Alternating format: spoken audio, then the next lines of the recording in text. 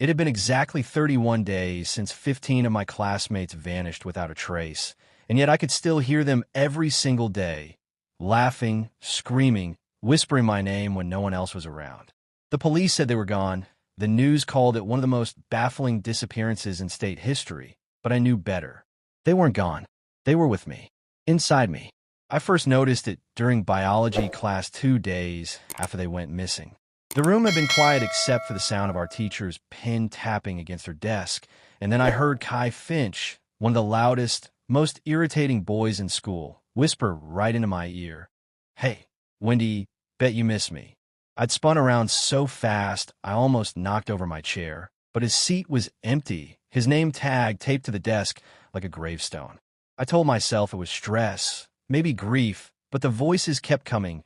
Kai's, Leah's, Nicholas's, even Harry's deep chuckle that used to make my skin crawl. Sometimes they spoke to me one at a time, other times all at once, a chaotic chorus that made my head pound. And then the sickness began. Food started tasting like metal. The smell of the school cafeteria made my stomach lurch. I'd go days without eating, but my belly swelled as if I were hiding something under my skin. My mother said it was just anxiety, but she looked at me strangely whenever I caught her gaze for too long, like she knew something I didn't. A week later, the school brought in a counselor named Dr. Myers, a tall, elegant woman who smelled like orange candy and stale perfume. She called me into her office after hearing from teachers that I'd been acting withdrawn, and I sat there trying not to flinch as Kai's voice boomed in my head, mocking me for talking to a shrink. Dr. Myers asked gentle questions about how I was coping, whether I'd seen anything strange on the day of the disappearances, but all I could focus on was Nicholas screaming at the top of his lungs somewhere deep inside my skull. These adults are fucking stupid. It's screaming at them, and they can't hear it. I clenched my fists until my nails dug into my palms, desperate to keep my face neutral, because if Dr. Myers knew what I was hearing, she might think I was dangerous. Or worse, she might be one of them. After all, half the town was convinced she'd had something to do with Kai going missing. Some said they'd seen them together after school. Others whispered about inappropriate behavior, but no one had proof. And still, here she was, smiling at me with those soft, knowing eyes, asking me if I'd been having any stomach issues lately. My throat tightened. I wanted to say no, but Leah's high-pitched voice rang out like a siren. "Tell her, Wendy, tell her what you've been swallowing." My gut churned so violently, I thought I might vomit right there on her desk. Instead, I muttered sick, and she nodded like it was normal. But I could feel them moving, the missing, my bullies, the ones who used to shove me in hallways, dump milk over my head, spread rumors that I was psycho. They were inside me now, and sometimes late at night, I could feel fingers pressing outward from my stomach, tracing the curve of my ribs like they were testing the prison walls. That day in Dr. Myers' office, I couldn't take it anymore.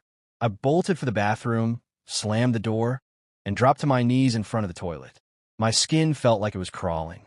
My throat convulsed. I gagged once, twice, and then something warm and fleshy slid up into my mouth. I spat into the bowl and stared in horror at what looked like an eyeball.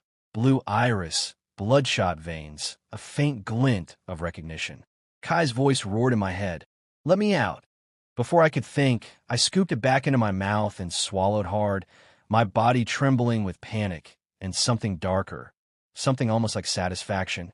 I pressed my forehead to the cool porcelain and whispered, "Please stop." But the voices only laughed, their combined sound filling every inch of me until it felt like I wasn't even in control anymore.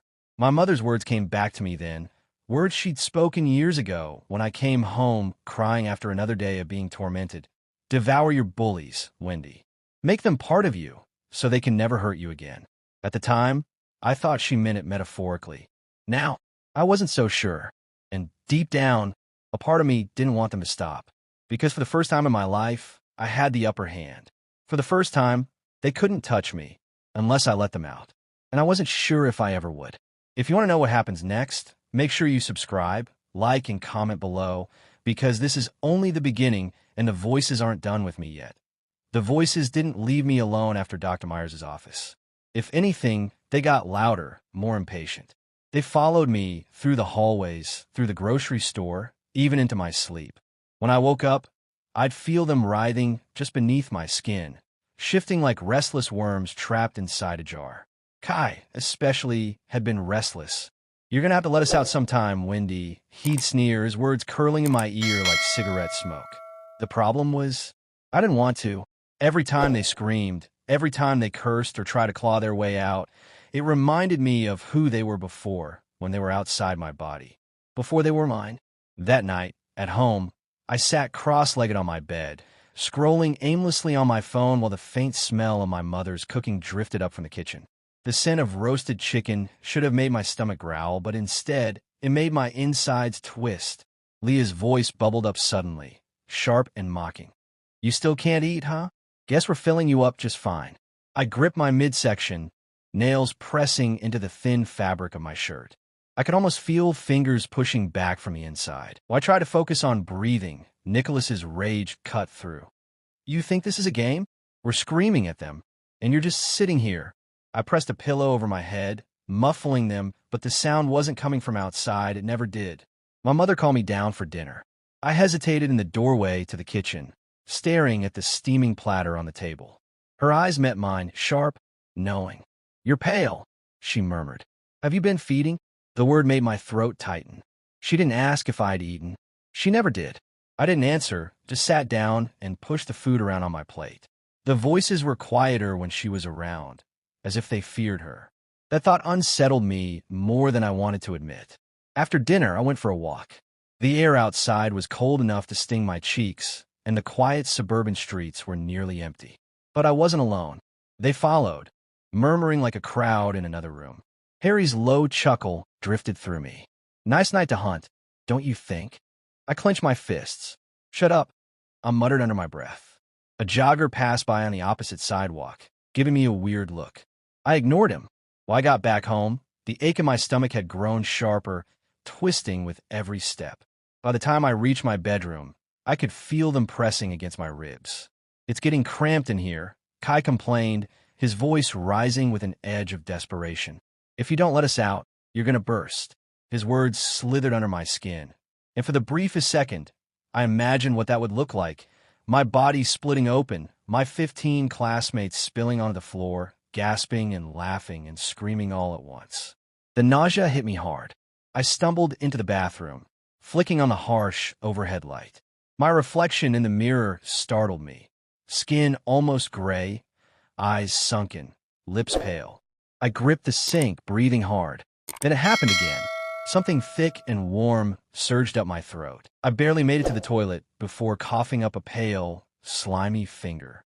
The nail was chipped, the knuckle bent at a strange angle. It twitched once on the porcelain before I shoved it back into my mouth, gagging as I forced it down. Leah's voice burst into laughter inside me, sharp and cruel. "God, you're pathetic." When I finally stood, my legs were shaking. I turned to leave, but froze. There, in the mirror behind me, for just a second, I saw someone else. Not my reflection, hers. Dr. Myers. Her smile was small, deliberate, and then it was gone, leaving only me, pale and trembling, staring at myself. That night, I barely slept. Every time I closed my eyes, I felt them moving, hands pressing from the inside, heads shifting under my skin. Their voices overlapped, restless, whispering in words I couldn't always understand. At one point, I woke to find myself standing in the kitchen, the refrigerator door open, cold air brushing my legs. I didn't remember getting up. My mother's voice drifted from the dark corner of the room, low and certain. "If you can't digest them, you'll have to make room." The next morning, my stomach was quieter. Not silent, but quieter. I walked to school, the winter air burning my lungs, and past the bulletin board plastered with missing posters. My eyes caught on Kai's smiling face, Leah's, Nicholas's. All of them, frozen in time. The sheriff was outside, talking to a reporter, and for a moment, I thought I saw his eyes flick toward me a second too long. The voices hummed in the back of my skull, almost satisfied. As I stepped inside the school, Dr. Myers was waiting at the end of the hallway. She didn't wave, didn't smile, just watched me approach. When I passed her, she leaned in just close enough to whisper, "You're looking full." And just like that, I knew. She knew exactly what was inside me. Subscribe, like, and comment if you want to hear what happens when I find out what she's really after. Asterisk asterisk. The sheriff's office smelled like burnt coffee and wet coats. I sat in the hard plastic chair by the window, knees pulled in, the low hum of the heater fighting against the February chill outside. Sheriff Cole shuffled papers behind his desk, his thick fingers leaving faint smudges on each sheet, eyes darting between the missing persons list and me like he was trying to read something beneath my skin. "Wendy," he said slowly, like each syllable was a test. "You were the last to see several of them before they disappeared." My throat tightened. The air in the room felt thick, syrupy, and somewhere deep inside my head, Leah's voice broke through, sharp as shattered glass. "Asterisk, tell him what you did." Asterisk, my fingernails dug into my knees. Cole leaned forward, the chair creaking, his voice low. "You haven't been feeling sick, have you?" That word again. Sick. My stomach turned, and something shifted just below my ribs, the faintest ripple against my skin. I looked down, terrified he'd see it too. Before I could answer, Kai's mocking laugh rattled through me. Asterisk, he's fishing. He knows you're the monster. Asterisk, I blinked hard, my mouth dry. "I'm fine," I lied, and my voice cracked in a way that made Cole's eyes sharpen. He didn't press further, just scribbled something in his notepad and dismissed me, but I felt his gaze all the way out to the parking lot.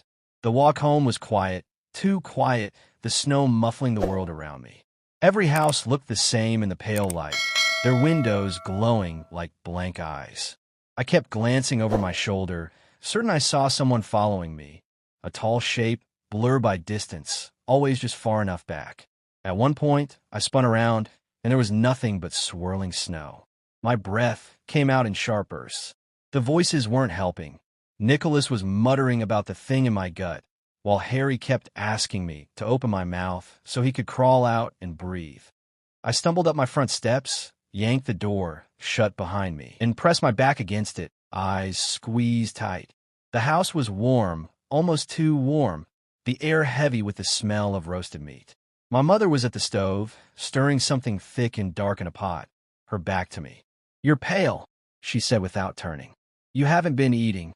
I told her I wasn't hungry, but she only chuckled softly. "That's not true," she murmured. "You've been feeding just fine." My skin prickled. I wanted to ask her what she meant, but my throat wouldn't open. She set a bowl on the counter for me anyway, steam curling into the air, smelling faintly of copper. I walked past her, straight to my room, not daring to look too closely at what was inside. That night, I woke to the sound of someone whispering my name. Not from the hallway, not from outside my door, but from inside my stomach. I clutched myself, curling on my side, eyes wide in the dim light from my phone screen. The voices were louder now, arguing over who would get to be free first, Kai's voice rising above the rest. "You can't keep us in here forever." My skin crawled. I stumbled to the bathroom, hands over my mouth, and fell to my knees in front of the toilet. This time it wasn't just vomit that came up. It was a clump of dark hair, slick with something that smelled like iron. I gagged and shoved it back down before I could even think, choking as my throat resisted. When I finally pulled back, gasping, I caught my reflection in the mirror. My eyes were ringed with purple shadows, my lips pale, and just for a second, something moved behind my teeth. I shut off the light and ran back to my room, heart hammering. School was worse the next day. The hallways felt narrower, the buzzing of the fluorescent lights louder, sharper. Every missing poster seemed to turn toward me when I passed, their smiling faces stretching in ways paper shouldn't allow. Dr. Myers was waiting outside my classroom, a clipboard in her hands, her lipstick too red against her pale skin. "You've been skipping sessions," she said, but her voice sounded different, lower, almost like there were two people speaking in sync.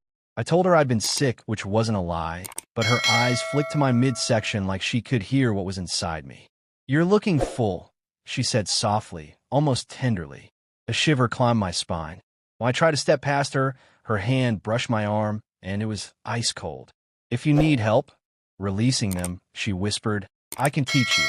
I didn't remember much of the rest of the day, just fragments, the sound of lockers slamming that felt too much like bone breaking, the smell of bleach in the hall that made me gag, and the way Kai laughed every time I blinked.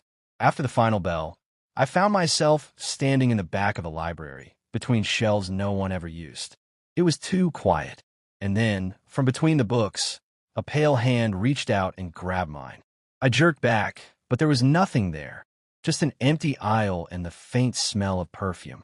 I ran all the way home, my chest tight, my stomach roiling, voices rising into a frenzy.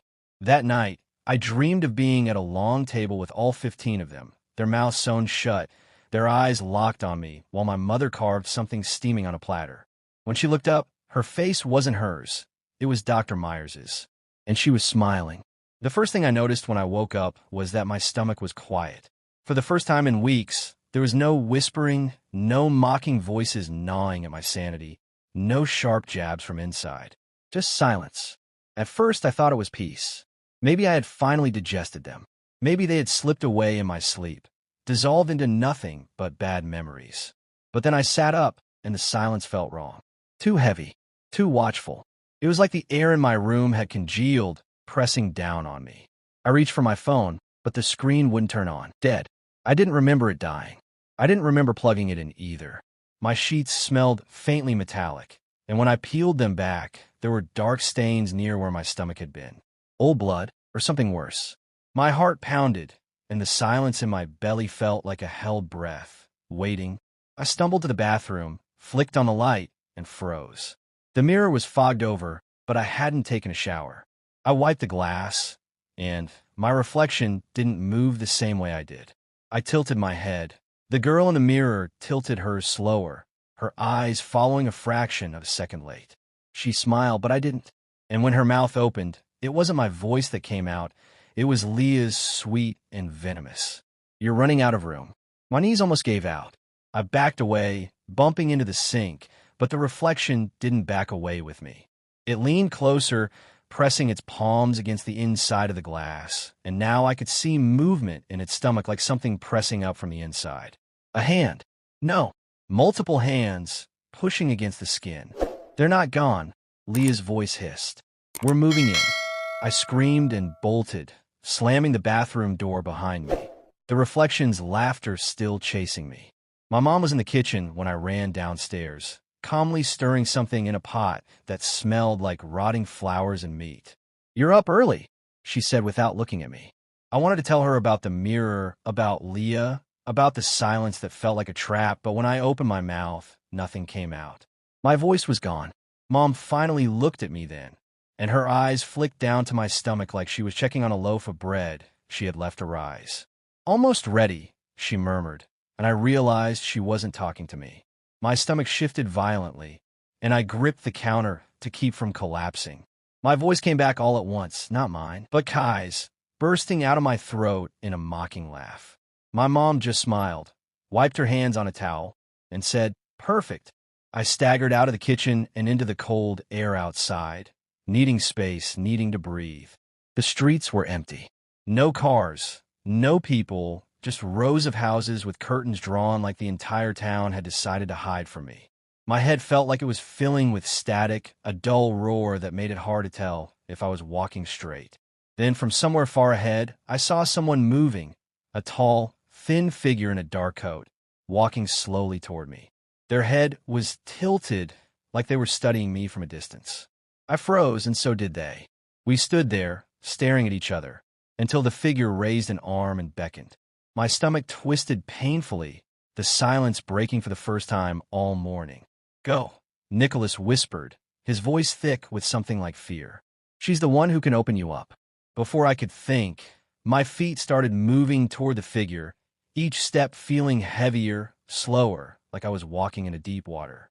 The air got colder, sharper, every breath burning my throat.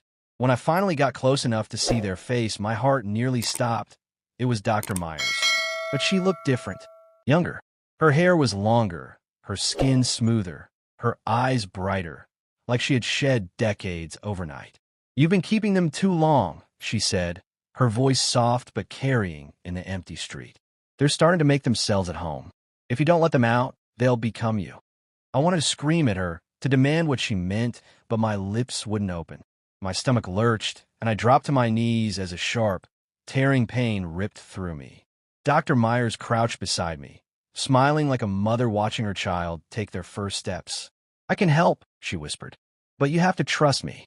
Something inside me clawed upward, scraping my throat raw, and in the distance, I swore I could see the rest of my missing classmates standing at the end of the street, watching, waiting. And I realized that for the first time since they disappeared, I wasn't sure I wanted to keep them down anymore.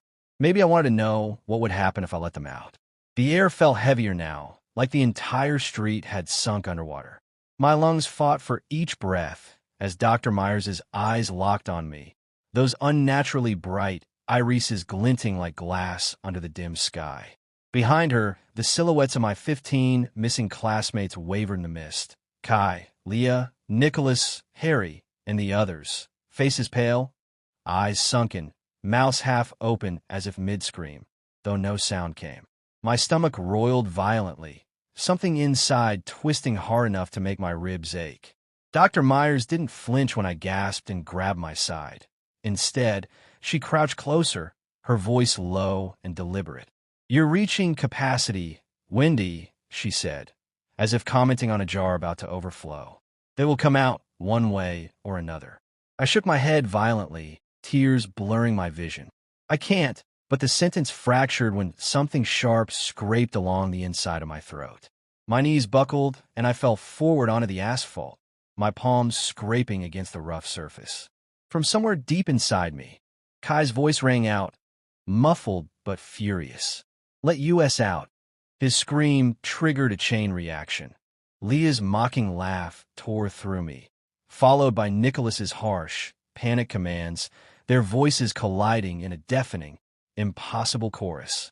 I pressed my forehead against the ground, trying to muffle the sound with sheer willpower, but it was like they were clawing directly at my thoughts. Dr. Myers's hand rested on my shoulder, light but unyielding. "Release them," she whispered, and it didn't sound like a suggestion.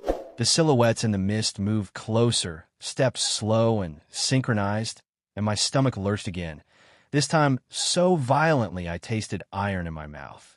I coughed, gagged, and something warm and slick slid past my tongue before I forced it back down. Dr. Myers watched me with clinical fascination. "You've done well keeping them," she said, "but they're starting to merge with you. Soon there will be no difference between them and what you are becoming." The words cut through the noise, and I froze. Not because of what she said, but because of how she said it, like she knew exactly what I was turning into. A sudden movement caught my eye. Behind the others, there was one shadow standing completely still, taller than the rest, with no face, just a faintly glowing outline where features should be. As I stared, it tilted its head the same way the approaching figure had earlier, and I felt a cold spike of recognition without knowing why. The sharpness inside me intensified. I felt fingers, real and solid, pushing against my skin from the inside, my shirt stretching over each desperate press. My breath hitched, and I heard my mother's voice, warm and approving, echoing in my head, "Devour your bullies, Wendy." But these weren't just bullies anymore. They were part of me, stitched into my blood and bones, and pulling them out might rip me apart. The mist thickened, curling around my ankles and climbing higher. Dr. Myers leaned in, so close I could smell that same orange candy perfume from our sessions. "Choose now," she said softly, "or I'll choose for you." Panic surged through me, and without fully deciding, I staggered to my feet, stumbling backward toward the row of silent houses. The silhouettes moved faster now, their heads jerking at unnatural angles as they closed the gap. My stomach convulsed, one last violent heave, and I screamed, not from pain, but from a sensation of something tearing free inside me. The sound was wrong, layered with other voices, until I couldn't tell which one was mine. Dr. Myers's expression shifted, something like delight sparking in her eyes, as a dark, slick shape began to push its way up my throat. The thing inside me was no longer just pressing against my throat. It was crawling, stretching, fighting to escape like my body was nothing more than a thin membrane holding it back. I clawed at my neck as the shadows in the mist grew sharper, their features twisting into grotesque versions of my classmates' faces. Kai's sunken eyes locked on mine, his lips pulled into a half-smile, the same mocking grin he'd worn the day he tripped me in the hallway last year.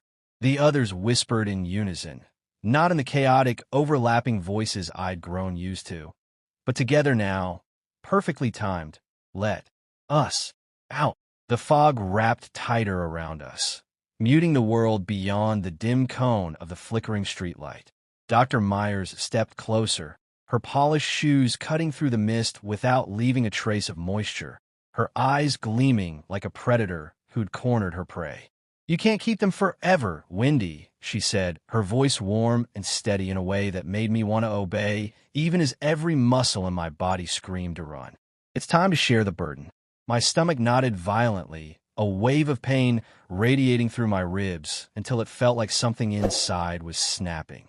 I fell forward, hands slamming against the cold pavement, bile and blood splattering the ground. A small, pale hand pushed through my lips, fingers curling like a newborn grasping at air. And then another hand followed, forcing my jaw wide. The silhouettes in the fog trembled, leaning forward like plants reaching for sunlight. Dr. Myers crouched beside me, her perfume sweet and cloying, whispering so close to my ear I could feel her words as much as hear them. "Give them to me." My vision swam as Kai's head began to push through, his wet hair sticking to my chin, his mouth opening to scream. Except it wasn't a scream. It was laughter, loud and vicious. One by one, the others pressed forward inside me, their limbs thrashing under my skin, my body swelling grotesquely, skin splitting at the seams of my shirt. Myers reached into the mess that was my mouth and chest and pulled, her hand vanishing up to the wrist, then the elbow, as if I were nothing but a doorway. I choked and gasped, but there was no air, just the metallic taste of blood and something older, darker. As each figure emerged, their faces reformed, less human, their mouths stretching too far, teeth black and jagged. The mist welcomed them like old friends, swirling around their legs, pulling them into shape. Kai stood over me now, towering, dripping with whatever black fluid still connected us, and leaned down until his lips brushed my ear. "You didn't digest us," he whispered, his voice like nails in my skull. "You incubated us." Dr. Myers rose, her hands slick and red, but her expression serene, almost motherly as she looked over the newly formed creatures. "They're ready," she murmured. The 15 turned their eyes to her, then to me, and I realized with bone-deep certainty that I was next. The pain surged again, sharper this time, and I screamed, not for what was leaving me, but from what was sliding back in. Their shapes melted into the fog, leaving only their grins floating for a moment before vanishing completely. Dr. Myers stepped into the mist without looking back, her voice trailing after her. "We'll be back when you're full again." Alone now, I collapsed on the pavement, my stomach already twitching with small, alien movements, and in the silence, one faint, childish giggle rose from deep inside me. Subscribe, like, and comment **** if you think you'd survive being the last one left.